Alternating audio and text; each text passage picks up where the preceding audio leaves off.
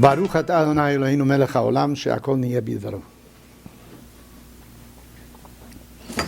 There is no doubt that there has been an explosion in the amount of knowledge that has been produced, in the advancement of science and technology in the last couple of 100 years, especially last century and this century.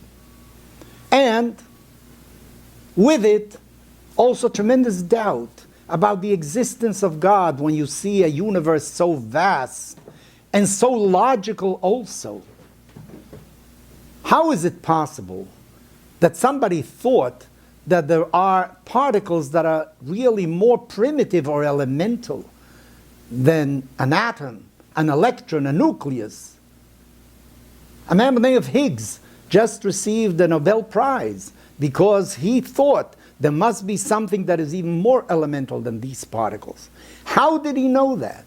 Because he assumed that there are certain logical laws that govern the universe. And therefore, for everything to exist, this particle must exist also. And actually, it seems they discovered its presence not too long ago. And many experiments, I'm sure, are going to be done in the future that will reaffirm the existence of this basic particle. So when you see that, and you see how human beings are able to deduce many things that they haven't seen before, they haven't read before, they haven't heard, they stop being really believers. They believe in themselves, in their intellect. But they're not the first ones to doubt really the existence of God.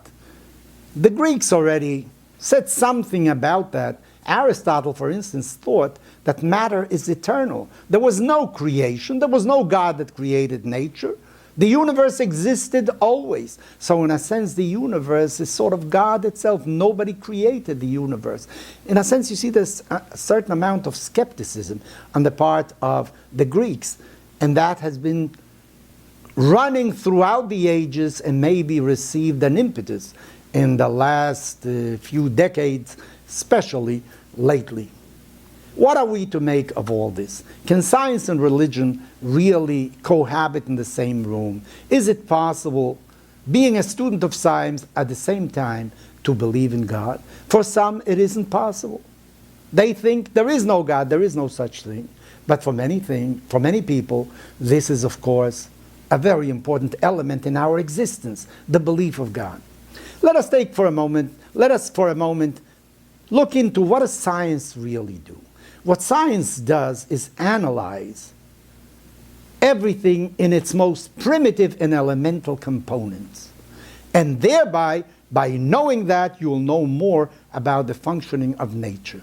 So therefore, this latest discovery by Higgs was very important because it went to what we think today anyway is the most basic element that composes this entire universe. But when you look at religion, religion isn't really interested in the components. What religion is interested is in the whole. Religion isn't interested in the parts of the human being so much as in the entirety of the human being. I think that those religions get closer to the truth that do not make a division between the animal, the biological necessities of a human being and the more spiritual necessities. They look at the human being with his emotions, with his biological functions, with his spirituality, with his intellect as one whole component. And they look at the world also that way. For instance, if you ask a scientist, why does the world exist? Why are we human beings on the earth? What is our purpose? Well, that is not within his province to answer. That is not a valid question for him. He can tell you how you breathe. He can tell you what happens when oxygen mixes with other things. But why we live, that is not really an issue or a problem that he thinks that he can answer. When it comes to religion, it's the other way around. What religion tells you is, what is your purpose on this world? Why did God create this world? What is the reason for everything that we see about us? According to religion, there is love, There is justice in this world. There are certain goals that one has to aim for. You have to become better. You have to become better morally, more responsible for other human beings. These are issues that really are not of interest to the scientist. The scientist is interested in knowing why does this world function, but not what is the purpose of this universe. Well, make sure that you live your life, on the one hand, analyzing the components. Science is very important, but remember also the big picture.